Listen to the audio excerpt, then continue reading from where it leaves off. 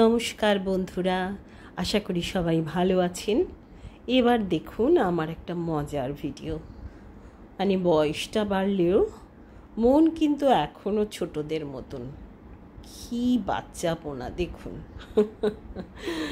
যাই হোক, এই আহমেদাবাদের যে বাড়িতে আমি এতদিন থাকলাম, মনে হলো সেটা আপনাদের দেখিয়ে দিই একটু। এই ড্রয়িং রুম, এইখানটা আমি বসে প্রতিদিন সকালে মেডিটেশন করি বা করতাম। এবারে চলে যাওয়ার পালা।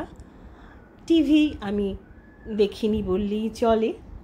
রান্নাঘর আমার রাজত্ব ছিল, অনেকটা সময় রান্না করেছি, কারণ ছেলের মায়ের হাতে খাবে কটা দিন, এ তো সব মায়েরই ইচ্ছা। রান্নাঘরটা কিন্তু এদের বিশাল বড়। বম্বে, আহমেদাবাদ এইসব জায়গায় আমি দেখেছি রান্নাঘর খুব বড় হয়। আর এই একটা স্টোর রুম রয়েছে। রান্নাঘরের সঙ্গে একটা ইউটিলিটি ব্যালকানি, ওয়াশিং মেশিন, সেখানে পায়রা আসে ওই জন্য জাল দেওয়া। এখানে এদের অন্যান্য সব ইকুইপমেন্টস রয়েছে। আমার ওই যে বললাম ছেলে মানুষই এখন রয়েছে, আওয়াজ পেলে দৌড়ে বারান্দায় কি হচ্ছে দেখার জন্য। তো দেখছি, দেখে মনে হচ্ছে হ্যাঁ বর রয়েছে, অতএব বিয়ের প্রসেশন। বর বিয়ে করে যাচ্ছে না ভেতরে গাড়ির ভেতর বউ আছে, মনে হচ্ছে গাড়ির ভেতর বউ আছে। বেশ একটা হই হই রই রই ব্যাপার এদের বিয়ে। মজা করে সেটা কিছুক্ষণ দেখছি, আর ওপর থেকে ছবিও তুলছি। একেবারে বর তো চলে গেল, কিন্তু এসে হাজির হলেন এনারা। প্রায় দিনই, অন্তত একদিন ছাড়া একদিন তো এনারা আসেনি। এসে ধূপধাপ আওয়াজ। তাদেরও আমি অবশ্য বারান্দায় বেরোই না, তখন ভয় লাগে। জানলার কাচ দিয়েই তাদের দেখি আর একটু ছবি তুলি। দেখুন এনাদের কি কাণ্ড, বাচ্চারা খেলাধুলো করছে আর এনারা দুজনে বসে পাশের একটা দোকানের ছাদে বসে বসে তাদের দেখছে। কি শিক্ষা দিচ্ছে কে জানে।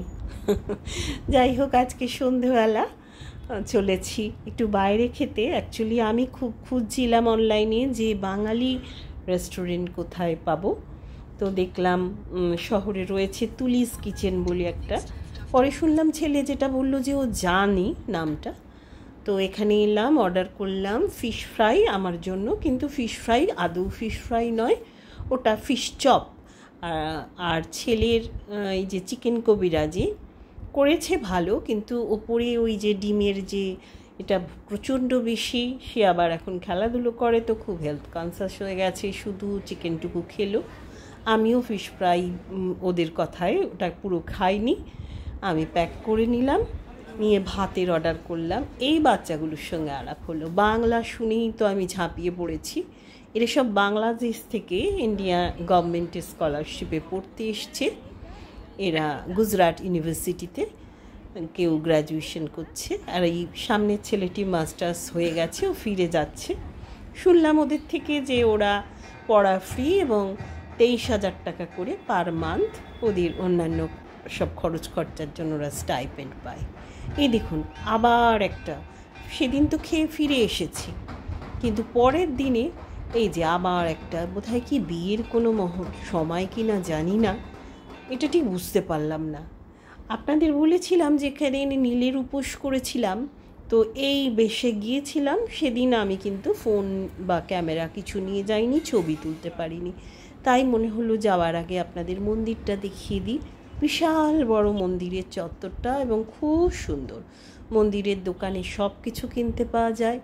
এই যে বজরংবলী রয়েছেন, খুব সুন্দর। এবং এখানে একটা জিনিস দেখি, ছেলে মেয়ে নির্বিশেষে অফিস যাওয়ার আগে কি সুন্দর মন্দির দর্শন করে যায়, শিবের মাথায় জল দিয়ে যায় অফিসের ব্যাগটা রেখে, বেশ ভালো লাগে। গণেশজি দেখলাম, এটা শনিদেব। এখানে রাম, সীতা, লক্ষ্মণ রয়েছেন, দেখুন কি সুন্দর। তার পাশে রয়েছেন মা কালী। বাঙালিরা তো মা কালী দেখলে ভীষণ খুশি।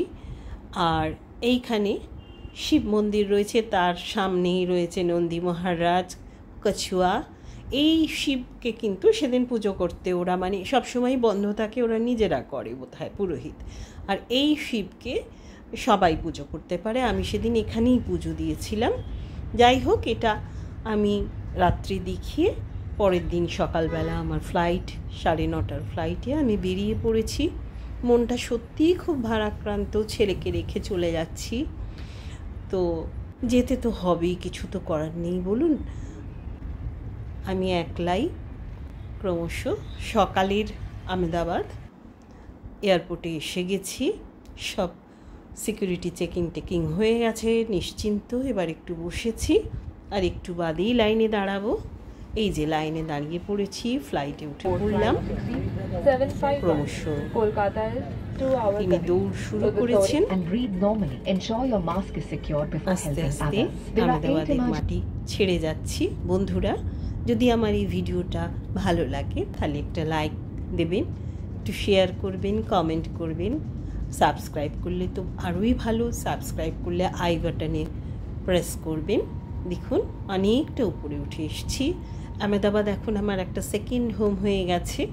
সন্তান যেখানে থাকে, মায়ের তো সেই জায়গার প্রতি একটা আলাদা টান হয়েই যায় বলুন।